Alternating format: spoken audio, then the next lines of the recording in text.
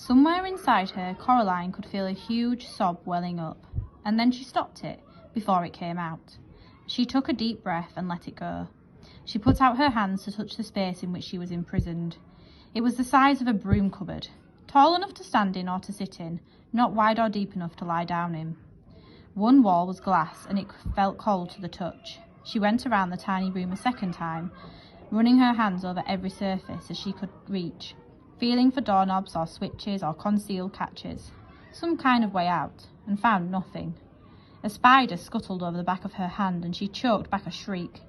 But apart from the spider, she was alone in the cupboard, in the pitch dark, and then her hand touched something that felt for all the world like somebody's cheek and lips, small and cold, and a voice whispered in her ear, "Hush and shush, say nothing, for the beldam might be listening." Coraline said nothing. She felt a cold hand touch her face, fingers running over it like the gentle beat of a moth's wings. Another voice, hesitant and so faint Coraline wondered if she were imagining it, said, Art thou alive?" "Yes," whispered Coraline. "Poor child," said the first voice. "Who are you?" whispered Coraline. "Names, names, names," said another voice, all far away and lost. "The names are the first things to go, after the breath has gone, after the beating of the heart. We keep our memories longer than our names. I still keep pictures in my mind of my governess on some May morning, carrying my hoop and stick, and that morning sun behind her, and all the tulips bobbing in the breeze. But I have forgotten the name of my governess, and the tulips too." "I don't think tulips have names," said Coraline. "They're just tulips." "Perhaps," said the voice sadly, "but I have always thought that these tulips must have had names." They were red and orange and red and red and orange and yellow, like the embers in the nursery fire of a winter's evening. I remember them. The voice sounded so sad that Coraline put out a hand to the place where it was coming from, and she found a cold hand, and she squeezed it tightly. Her eyes were beginning to get used to the darkness. Now Coraline saw, or imagined she saw, 3 shapes, each as faint and pale as a moon in the daytime sky. They were the shapes of children about her own size. The cold hand squeezed her hand back. "Thank you," said the voice. "Are you a girl?" asked Coraline, "or a boy?" There was a pause. "When I was small, I wore skirts and my hair was long and curled," it said doubtfully. "But now that you ask, it does seem to me that one day they took my skirts and gave me breeches and cut my hair." "'Tain't something we give a mind to," said the first of the voices. "A boy, perhaps," then continued the one whose hand she was holding. "I believe I was once a boy," and it glowed a little more brightly in the darkness of the room behind the mirror. "What happened to you all?" asked Coraline.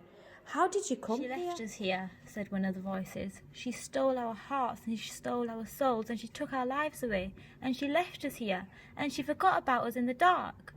"You poor things," said Caroline. "How long have you been here?" "So very long a time," said a voice.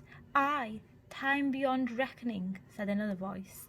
"I walked through the scullery door," said the voice of the one that thought it might be a boy, "and I found myself back in the parlour, but she was waiting for me.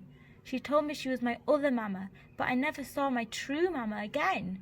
"Flee," said the very first of the voices. Another girl, Caroline fancied. "Flee while there's still air in your lungs and blood in your veins and warmth in your heart. Flee while you still have your mind and your soul." "I'm not running away," said Caroline. "She has my parents. I came back to get them." "Ah, but she'll keep you here while the days turn to dust and the leaves fall and the years pass one after the next like the ticking of a clock." "No," said Caroline, "she won't." There was silence in the room behind the mirror. "Peradventure," said a voice in the darkness, "if you could win your mamma and your papa back from the Bedlam, you could also win free our souls." "Has she taken them?" asked Coraline, shocked. "Aye, and hidden them. That is why we could not leave here when we died.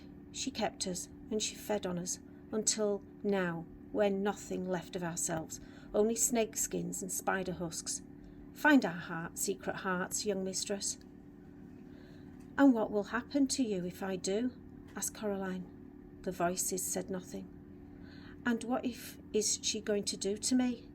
she said. The pale figures pulsed faintly. She could imagine that they were nothing more than after images, like the glow left by a bright light in your eyes after the lights go out. "It doth not hurt," whispered one faint voice. "She will take your life and all you are and all you carest for, and she will leave you with nothing but mist and fog. She'll take your joy, and one day you'll awake and your heart and your soul will have gone. A husk you'll be, a wisp you'll be, and a thing no more than a dream on waking, or a memory of something forgotten." "Hollow," whispered the third voice.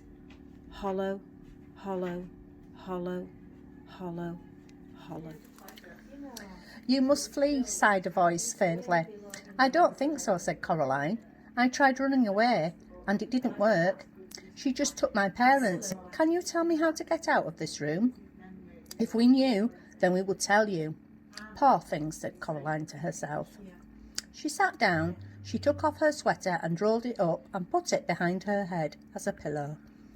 "You won't keep me in the dark forever," said Coraline. She brought me here to play games." "Games and challenges," the cat said. "I'm not much of a challenge here in the dark." She tried to get comfortable, twisting and bending herself to fit the cramped space behind the mirror. Her stomach rumbled. She ate her last apple, taking the tiniest bites, making it last as long as she could. When she had finished, she was still hungry. Then an idea struck her, and she whispered, "When she comes to let me out, why don't you three come with me?" "We wish we could," they sighed to her, in their barely there voices, "but she has our hearts in her keeping. Now we belong to the dark and to the empty places. The light would shrivel us and burn." "Oh," said Coraline. She closed her eyes, which made the darkness darker, and she rested her head on the rolled-up sweater, and she went to sleep. And as she fell asleep, she thought she felt a ghost kiss her cheek, tenderly, and a small voice whisper into her ear.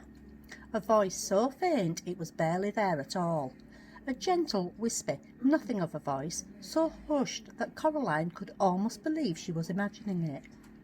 "Look through the stone," it said to her, and then she slept.